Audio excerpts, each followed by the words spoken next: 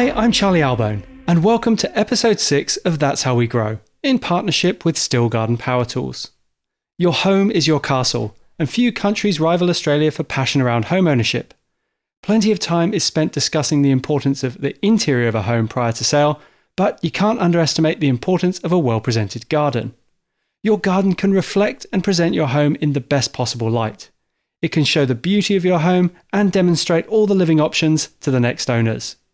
The garden will become an additional room for the home. So preparing your garden prior to sale should not be ignored. You'll clean and decorate the inside, so don't forget to do the garden as well. And it doesn't take much to give the garden a tidy up. Give it a quick clean, head out to that neglected patch or shrub that's quickly doubled in size. Fertilise your lawn to ensure it's green and lush. Prune your trees to help give them shape, and get your pressure cleaner out to the hard surfaces. All of these small jobs will make a huge difference come sale time. Today, I'm speaking with my old friend from Selling Houses Australia, Andrew Winter. Now, Winty is an expert on real estate, but he is a pretty ordinary gardener. I'm very, very excited this week because finally we have the elusive Andrew Winter with us. He has finished fake tanning. He's finished waxing his body completely at the salon. Thank you for joining us, Andrew. I'm not the real one. You're a fake one, are you? You're just an actor. I'm still at the tanning salon. Oh, very nice. Very nice. How have you been, Andrew? Oh, very good. I'm obviously missing you deeply. Obviously you are. You yes. obviously are. And so, why are you calling me? Well, you know, we're going to have a little chat about, don't worry, we won't talk gardens, we'll talk property. Oh, thank goodness for that. But what do you, I see that you've got Love It or List It out as well. That's pretty good. Well done. You've got something done in this last year. Listen, mate, to be quite honest, it's good to still be working. Quite a surprise, obviously, at my age, that I've still got a job. We worked for 13 years together on Selling Houses Australia. It must have been a joy for you. Oh, it was a delight. Absolute delight. When I think we first started working together in a little suburb called Botany. Mm. And I remember meeting you first beside a pond. Did we? Yes. You were looking... the pond at Botany. Yes, you were looking at the pond at Botany. You were about 8. I was about 8, yeah. I wasn't shaving back then. Certainly am now. No, because it was growing all up your back of your neck and everything. Yeah, everywhere. We won't go into that. But as a property expert, what do you think a garden can do to a property's value? Well, actually, I really hate in front of you to admit this, but quite a lot. Because the truth of it is, if you've got a freestanding home, or actually even with a terrace or a townhouse, the landscaping, especially on the street frontage, it's almost like a frame. If you don't do it properly, if you don't surround the house, you'll never see any artist's impression. If you see an architect do an artist's impression of a new construction house, you'll never see it without some kind of greenery. And it is literally the framing of it. So reluctantly, it is very important. So you'd say it's probably the most important thing of a front facade? Of anything ever, to be honest, Charlie. No, if the house still looks revolting, then it... Actually, that's not even true, because you can disguise a fairly ugly house with good planting too, and needs to be fairly mature. In fact, needs to cover the whole facade, which is a bit of an Australian passion for some people. They love to hide the home with greenery. But no, it can enhance even the most drab building. You can really give it a lift with a good garden. Yeah, just cut holes out for the windows to let the light in the house. That's and the rest be garden. That's what I say. And that's what you learnt for 13 years. It is. I learned from the best. Can you tell the difference between a garden that has been done up for sale and one that has matured over time? And sort of, I guess you've got one end of the stick, what we used to do, go in, do a mad cleanup and get it looking smart for sale. And then you've got people that really care for their gardens, that put the time in week after week, and they get a sense of maturity. Can you pick the difference? And what difference does that make to a value? Well, yes, I can tell you I can pick the difference. It's usually the maturity of the plants. Because we all know that the more mature a plant costs, the higher the price. So if you're trying to do a quick fix to sell, you obviously can't necessarily afford or even warrant big expenditure on huge plants. So you'll see a plant border that's nicely planted, very neat and tidy, but the plants might not be very big. Whereas somebody that's tended and loved a garden, you'll see mature hedgerows and full shrubs and flowers and everything all neat and mature, and that would be the difference.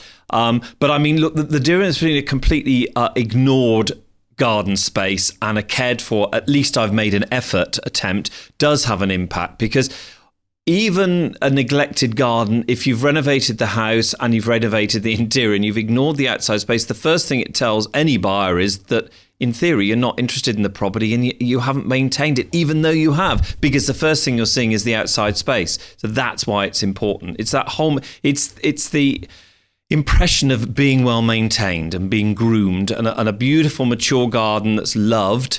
Look, even like me can tell the difference. Yeah, so it tells people that the roof doesn't leak if the garden's looked after, but if the garden's not looked after, people think, well, the roof's going to leak and the gutters are going to be awful and all that sort of stuff. Would you like me to tell you a little bit of a gardening secret that I have at a house that I sold many years ago? Oh, go on. Well, I sold an old cottage in England in a place called the Cotswolds, and this cottage was on a hill, and it had probably a 4 to 5 metre retaining wall holding up the front terrace. So there's some little steps to the left of it, and this whole beautiful Cotswold stone wall was the retaining wall.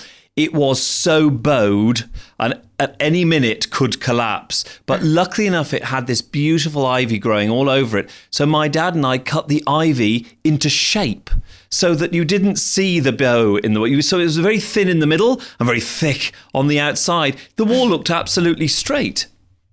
So what you're saying is you're a dishonest real estate agent. Well, I wasn't the agent on that. That's unlike any real estate agent. A friend of mine sold it for me. Obviously, I wasn't the real estate agent on my own property. But I think they may have had to rebuild the retaining wall at some point.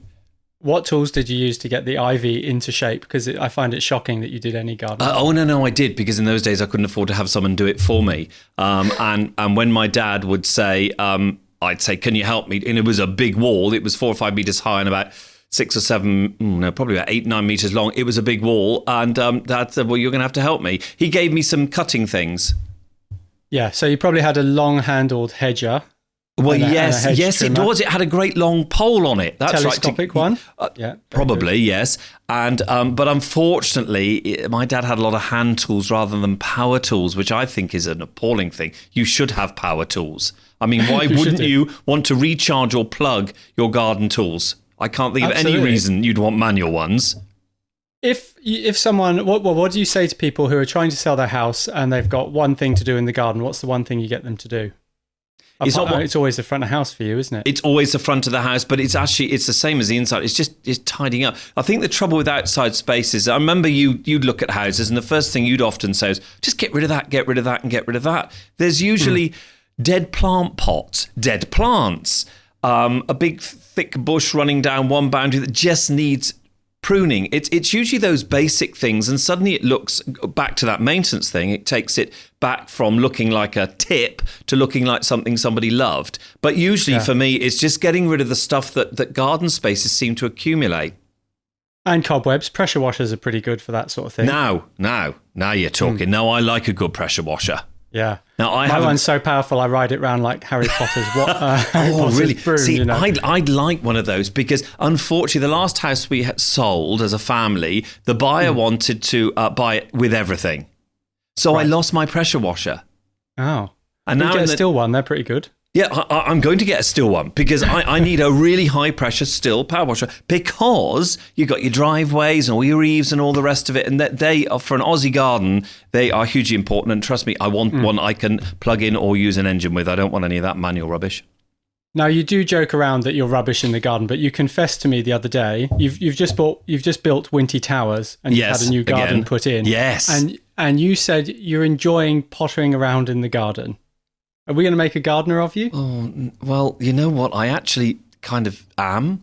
But I think that's because it's manageable. And I kind of like, this is the first time, I mean, we had it all beautifully landscaped in the last home we had.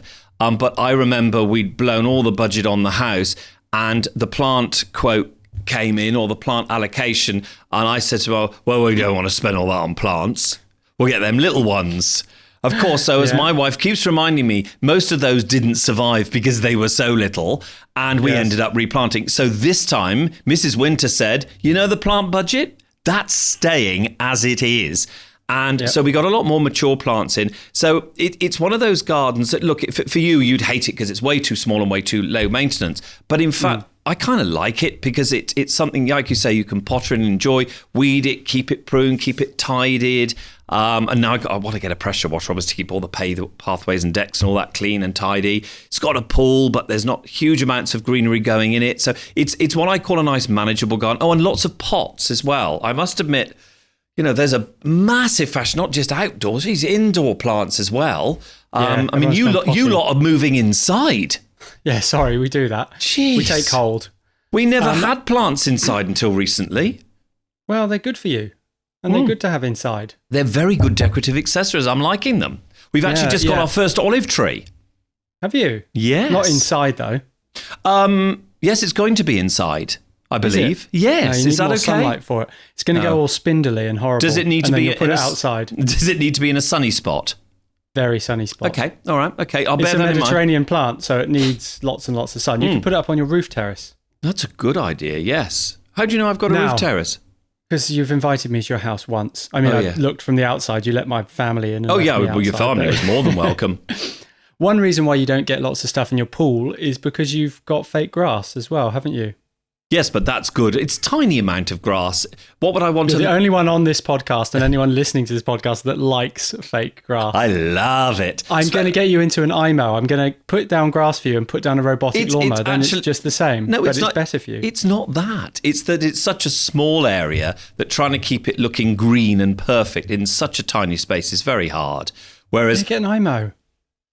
They do it all. They mow it every day and it's perfect. You don't have to empty it. It's healthy. I actually It'll don't cool mind down your garden. I don't mind mowing it. We got so small amount of it. It really doesn't matter. But I know your argument about it, but I love it. Yeah, like you like fake tan. Anyway, your previous house to Winty Towers, or previous houses. Yes. You don't let people in on this secret very much, but you used to have acreage, didn't you? Yes, that was many years ago. Yeah. Shh. How did you handle the maintenance on that? Did you speak to my wife before this podcast? So your wife did it, did you? No. Well, there were many incidents with chainsaws.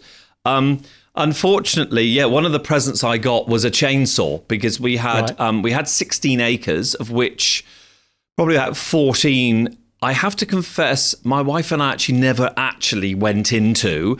I remember my eldest taking my two youngest and another friend. They were going to go into the other 14 acres one day, but my youngest daughter got trapped on a bit of barbed wire going through the fence, so came in tears. And that was the only time the Winters ever attempted to go into 14 of their 16 acres. So we possibly weren't the perfect people to have acreage. But I guess that the take-home tip for you is get something manageable for your level of gardening, right? Yes, well... You tried acreage and failed. Let's put it this way. What happened was we bought a house that needed total renovation and extension. Beautiful. It was a lovely piece of architecture. But what the previous owner, who'd lived there for 25 years, had done was daily garden. He gardened. He'd be like 4 or 5 days a week. That's what he did, was look after the garden. So we went, this is a perfect garden. Then renovated the house and realised what was going wrong. Yes. He left. So you'd have to do some pretty massive clear outs before you sold it, I'm sure. Well, no, because the reason we sold it was because we'd want to do things on a Sunday and I would literally be clearing up palm fronds and greenery and vegetation. It would fill the whole day. It was, that's not what I call fun. That sounds like heaven. Gardening all through the week and the weekend. It's great. Although the chainsaw bit was quite good fun, but I just kept breaking the chainsaw and then I could never put it back together again. So it ended up being very expensive. What, were you taking it apart to try and tighten it or something like that? Well, no. So it would just come off and I lost limbs. Sounds dangerous. I lost limbs. Yeah. Most of me is plastic. I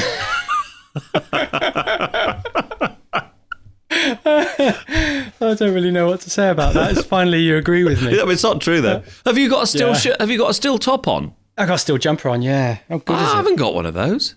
That's nice, isn't it? Performance. Gosh, I'm just quite nice. Nice to see you've got a hoodie on as well, Andrew. Well, to make I yourself have. Look yes, cool and youthful. But do you know where I've been today? Where have you been? Top of a mountain in the snow. Yeah. What? Yeah. Are you filming? Mm-hmm. So tell me about the house you're doing. Is there much of a clear out to do on that? You couldn't have asked on a worse one. It's a couple of acres with an old schoolhouse on it. And the guy's a sculptor, except he's into industrial sculpture. So if you can imagine every bit of machinery that's ever available on Gumtree, he's the one that collects it and buys it and stores it and then makes things out of it.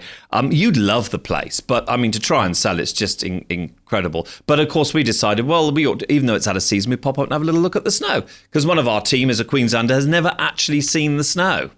Really? Yeah. So we took him up to see the snow. Yeah, it's very cold. Gracious. So for our listeners that are wanting to turn their properties around quickly for a sale, yep. What's the first thing they should focus on? I mean, I know they've got to get onto the front, but what's the first thing they should really be doing in the garden? I think it's that clear out. It's getting rid of all those extra things that you've accumulated. I mean, don't forget, look, if they're good plant, but often they're really good plant pots. They've just got this sort of bit of soil left. Do you know what I mean? A little bit of soil left in them and nothing else. Just clean them out and put them in the back of the garage ready to move with you. It's just about clearing out that first thing, because when you're selling a house, if it's a freestanding house, or even if it's a townhouse or a terrace, just do the walk-up test. Go halfway down the street, walk back up to the house as if you've never seen it before, and just look around. You know, if the screen, you'll know my bugbear about screen doors. If screens and that are covered in cobwebs and they're tired, and if there's any old plant pots or dead greenery or dead grass or anything like that, concrete it all. No, you don't concrete it all. Actually, no, you really don't concrete it all. That would be terrible. But yeah, and fix. You know, the garden gate's not perfect. If you can't afford a new one, just take it off. It's one of those things. It's about the aesthetic overall. And like you say, Charlie, and I hate to agree with it, the greenery and that fresh looking plants and nicely mowed grass does look great. It has a massive impact. There's a fine line between ripping everything out and trying to control everything. You need to tidy up, obviously, but then you need to get your hedges in control, and you need to get them to a level where they're manageable. So you need to use a hedge trimmer, or like we said, a telescopic hedge trimmer to get them sorted. Clean out any brambles or anything like that, any overgrown stuff. You might need a chainsaw to do that. The lawn, brush cutters, that sort of stuff. Just really get on top of everything and trying to make it look as tidy as possible. We never got the time on selling houses to do it properly, where you manage it. We go in, smash it over, and then open it up straight away. Ideally, you want to be doing it, a couple of months in advance, don't you? So your garden can kind of recover, relax, put on a bit of growth, and look less staged, I guess. That would be the sort of, I mean, even I can agree with you there. If you cut a hedge back today, for the first week, it doesn't look great. It just needs that little bit of extra maturity. And the other tip really for not just the facade of a home, but all around, if you do have greenery close to the actual building itself, make sure it isn't covering all the windows, because there's nothing worse. There's nothing wrong with a bit of shading, but actually cover it just creates a darkness and gloom. And also you can get green mold on the outside facade of the house, and it causes all sorts of problems and can even invite those lovely little termites in too. So just keep that greenery back from the actual building itself. Or put in decent protection to stop that stuff from damaging the That's building. A good idea too. And then tell the people who are trying to buy your house how much work you've done to it. Yes, and don't mention the word termites. No, don't mention the termites. When it comes to a back garden, how important is sort of having a purpose in that back garden, or is it better just to clear everything out? Well, actually, that depends. That's the fun thing with properties, because as Charlie will have seen on the years selling houses, we did a lot of older properties, sort of things that were built 50s, 60s and 70s. And the backyard then was a very different thing. The backyard had the Hills hoist in it. It was where you hung the washing. Your kids might play backyard cricket. You grow a few vegetables, and that would be really the purpose of the backyard. You didn't really sit there or entertain, whereas today the whole focus is different. It's about having a space to sit with friends or family, play out there. The trampolines out there. You might have a backyard pool. That's probably going to be in the backyard. It's all about having a private retreat at somewhere on your property. So that area absolutely has to have a purpose and some definition. So you want a bit that is where you would sit, and you want a bit that where you've got your greenery. But the trouble is, the place you sit always, I often say the trouble is, has to have something to look at. It's no good just looking at a boring fence. And I'm not obviously wanting to give you any credit here, but in fact, I remember Charlie Orbone, the places used to actually really do amazing stuff in would tend to be the really tiny garden spaces where you've got a 5 metre by 5 metre courtyard. And if you're going to sit there, you're just looking at a boring old fence. And those are the ones that were the real challenge to actually create an outdoor space you'd want to sit in. Yet you could still do it in a tiny area like that. You know why I did so well with the small ones? Why? Because you never gave me any money. So it goes a lot further in a smaller space. Well, the new people bring their own money. It doesn't matter.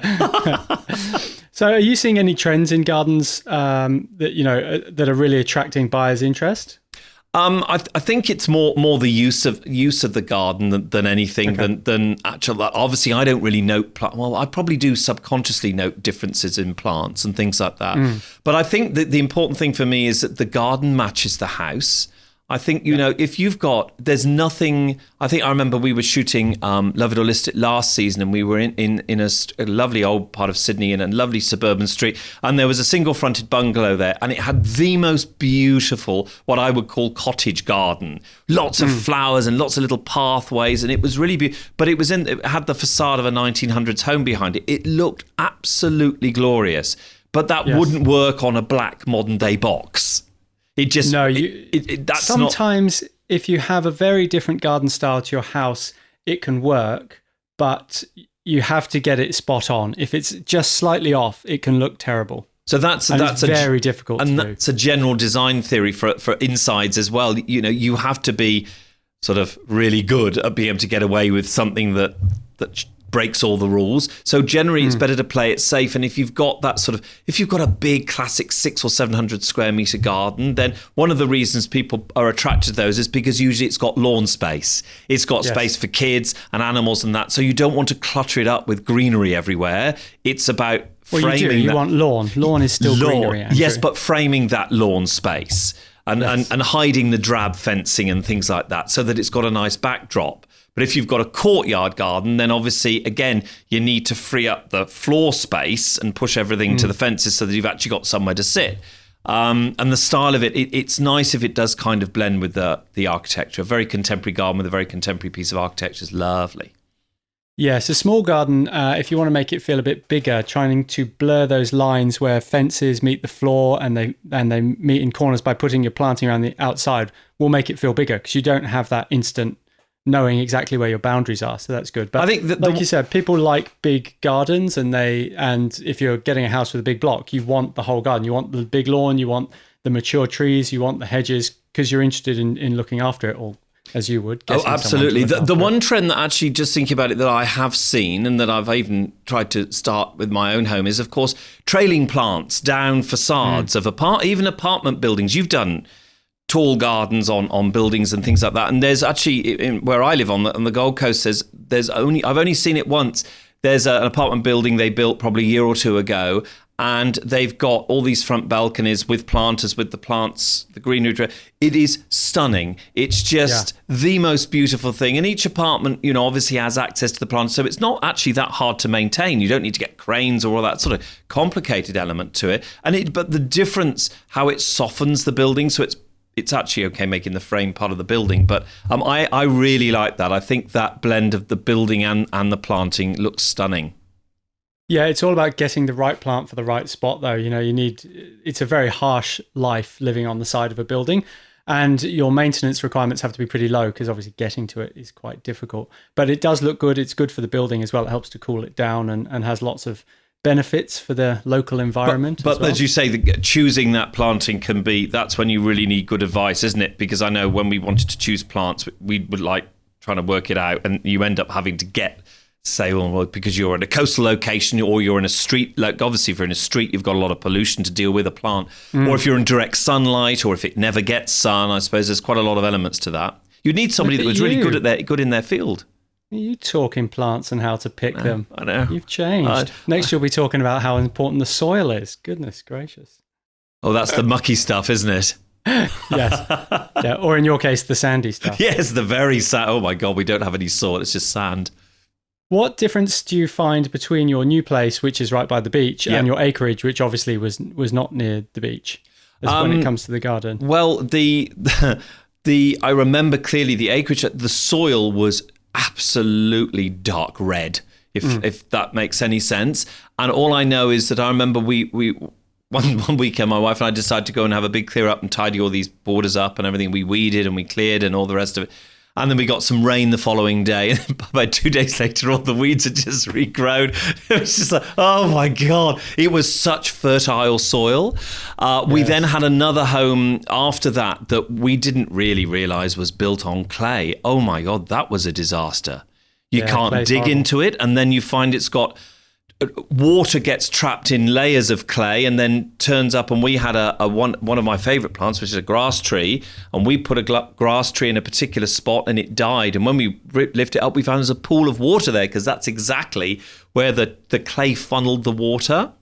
Yes, grass trees are tricky actually because and here's a fancy word for you, they have a symbiotic relationship with fungi in the soil. What that basically is that means sex talk? Yeah, that's rude talk. That basically they survive by having certain bacteria in the soil with them. So when you move them, you can kill that bacteria and you can kill the tree. However, you might not know that the tree's dead for up to 6 months. So you could already be buying a dead grass tree and it looks alive. You get it in and it dies. So they're really tricky. Well, we've replanted. So we're now, like you say, in a beachside location, and literally it is all sand, other than what the landscapers have put on the top. And we have planted a grass tree that we had in a pot.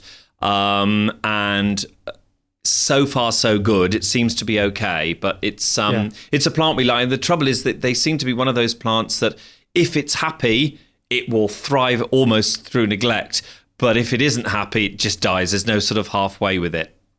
Yeah, absolutely. When you're coming to sell a house, and we talk about Australian native plants like the grass tree, do you ever like putting a certain style onto a garden that you're trying to sell, or is it better to just try and keep it as broad as possible to attract as many people as possible? I think it depends who you're targeting.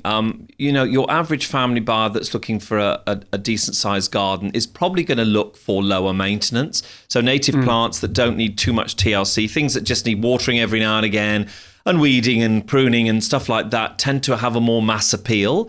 I have seen places that have beautiful, intricate gardens and people get frightened by them because they might be like me thinking, oh my gosh, that's going to take a lot of maintenance. So it does kind of depend on who you're targeting. High maintenance gardens are all well and good, but they don't appeal to a lot of people. I think. Well, a lot of people that you don't talk to. You don't talk to gardeners. A high maintenance garden is very attractive to gardeners. Why?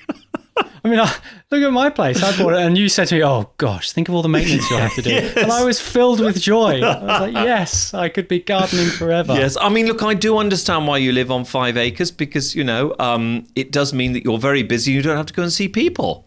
Yeah, like you. I can stay well away from you. But it's not just me. I like people too. So, Winter, I'm trying to get you an IMO for your fake grass so you can replace it for real grass. What? An IMO, it's a robot mower, so you don't have to do anything, it just cuts the grass and wait. I don't have to do anything, it does it for me? It does it all for you, it's all programmed. Yes. Okay, I want one of those. How much would something like that be a benefit when you're selling a house? Like things you could add to that as well would be an automated irrigation system, lighting, sending all your garden information through a CBus type tech system in the house. Is that a good selling point, or does it just make a house more desirable, doesn't actually add value? Look, whether it actually adds specific value, it's part of the package, I guess. But these days, that sort of tech where you can turn your aircon inside on or off, but to be able to do your irrigation outside and while you're away on holiday, actually, I think is fantastic. It's it's those little selling points that do make a difference. I mean, obviously with your lawnmower, that's not necessarily something that's going to be left behind, but certainly irrigation systems and lighting, which are these days crucial part of the garden, to have those linked to your Wi-Fi network is, absolute. It's a real selling feature. Would you say it's important to have, if you've got spend a bit of money on garden lighting, is it important to have that open house when you can see the garden lighting, or are you just a real estate agent? You tell everyone it's fabulous. No, you would do twilight inspections because the outdoor lighting even in the most plain garden can suddenly look stunning with really good lighting. And again, it's something that a lot of people don't bother to do. So if you've done it, you really want to show it off. Yeah, it's one of those things you need to do straight away as soon as you move in somewhere, so you get to enjoy it. Rather than do it to sell it. And a little tip I would give people is that if they're ever going to do it, do plan this, because there are often times I see that the trouble is they can't run the connection or the power under the concrete driveway to get it to the other side. They want the lighting on both sides of a driveway or a patio, and they can't run the cable underneath it. So, plan, as you say, Charlie, if you're about to redo your garden, incorporate the lighting and irrigation system into the plans from day one. Yeah, you need to think, even if you're not going to be putting them in immediately, you need to have the provision for it. So under slabs, you need to have a loop basically that runs around your garden, a continuous loop. So you need to make the provisions for that. And that does hardly cost anything to do at the time of a build or a renovation. And like you say, you can then add to it at a later stage and then connect it up to all your Wi-Fi network. Yeah. What is a Wi-Fi network again? The thing that you don't have a very good one of at the moment. Yeah. I don't, but that's because I'm in the snowy mountains. Oh, yes. Jet setter you. Oh, I know. I go everywhere, just not home. God. Well, thank you for that. Thank you. How long is it since you have been home? July the 3rd. What? July the 3rd. Right. So I wondered why your wife sounded so happy when I spoke to her. Oh, don't even go there. Okay, thanks. All right. Hello.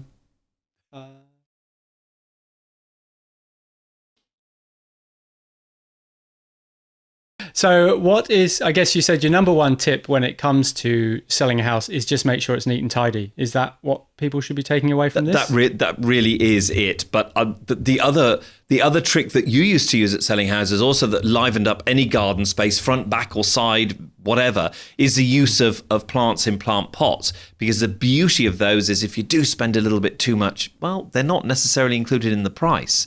So they can come with you and they can liven up the next garden area. So that's always a good tip. If you really want to liven up the facade of a house and use pots and lovely plants, you can take them with you. That could not have been more said like a real estate agent if you tried. Oh, you can take them with you. Yes, then you don't know. Someone who's never moved a plant pot in his life. Excuse me, I have. Goodness me. As I said, I didn't always be able to get people to move them for me. Well, Winty, it's been an absolute pleasure. I guess I'll ask you two more questions. One is it Miami Nights or is it Rio Beach? What's that? Your fake tan. Sadly, because I'm thinking of doing it myself. Yes, okay. Well, it's all natural, unfortunately. I'm sorry. Yeah, I am sorry. You know that. We know your hair isn't, but my tan is. That's true. It's not. Mine's a wig. And the second question is, how much do you miss me on selling houses?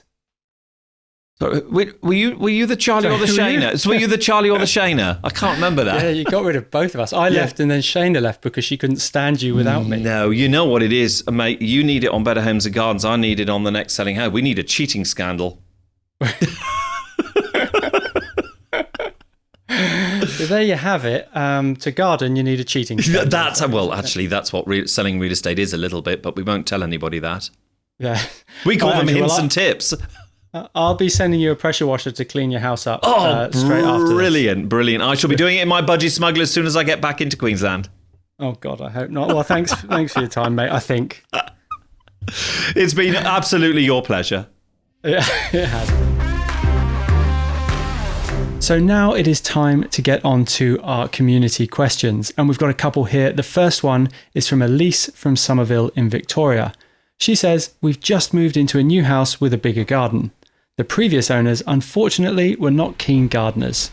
They trimmed the trees and hedges, but they left all the clippings on the lawn and in the beds. We've cleared the year's worth of trimmings, but not much has been growing lately. What would you recommend to get everything growing? Well, Elise, first of all, I hope you haven't removed everything off-site, because that sort of stuff in the garden beds and on the lawns makes fantastic compost. So you could pile that up and use that in the gardens once it's broken down.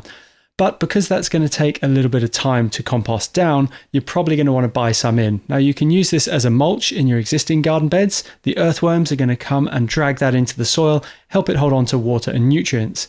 If you've got open garden beds, you can dig that compost through the top layer and it's going to start working even quicker. Now, when it comes to your lawn, you're going to want to run an aerator through it, or just get a garden fork, plunge it into the soil and get some air back into it. You could then top dress that with some coarse sand, and that's going to stop the holes from caving in, but it's going to still maintain that air level.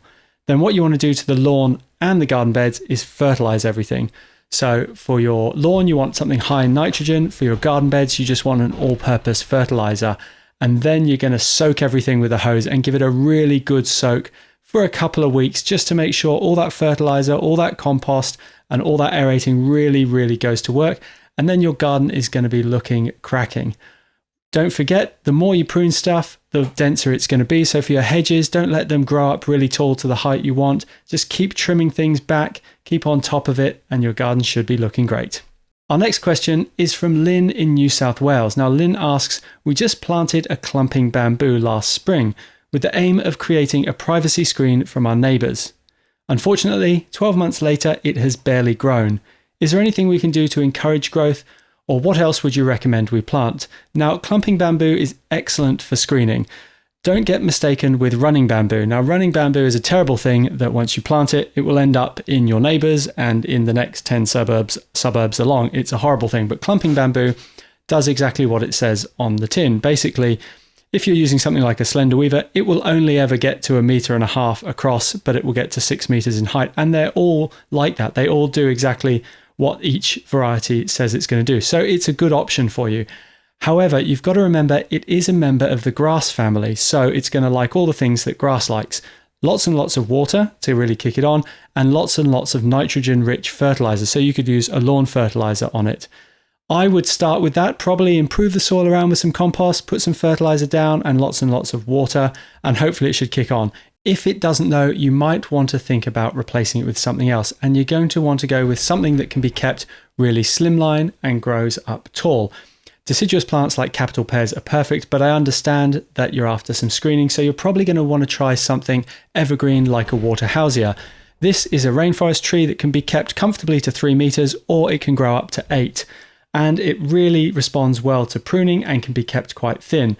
If you've got a bit of a darker spot, you might want to try something like a podocarpus. It is quite slow growing, but it will go really high and really thin. So best of luck with it. Well, do you have a gardening question you'd like me to answer? Send me an email, charlie@stihl.com.au. Well, a big thank you to my old friend Andrew Winter for joining me today. It's always good to have a chat with Winty, but what did we learn? Well, I didn't learn, but I was reminded that Andrew is still a hopeless gardener. You can't underestimate the importance of a beautiful garden making a great first impression. And having a well-maintained garden paints a picture for your whole property. If the garden is well-maintained, then the house will be in good condition as well. Even if you have a small garden, there are things you can do to make a big impression. But you have to focus on the details and don't forget to add in some greenery. Thanks for listening to That's How We Grow, in partnership with STIHL Garden Power Tools. On our next episode, we're going to be speaking with David Lachlan from the Sydney Botanic Gardens, and we're going to be discussing all things garden maintenance. Do you need the tools to take on any garden challenge? Go to the STIHL website or head to your local STIHL dealer today.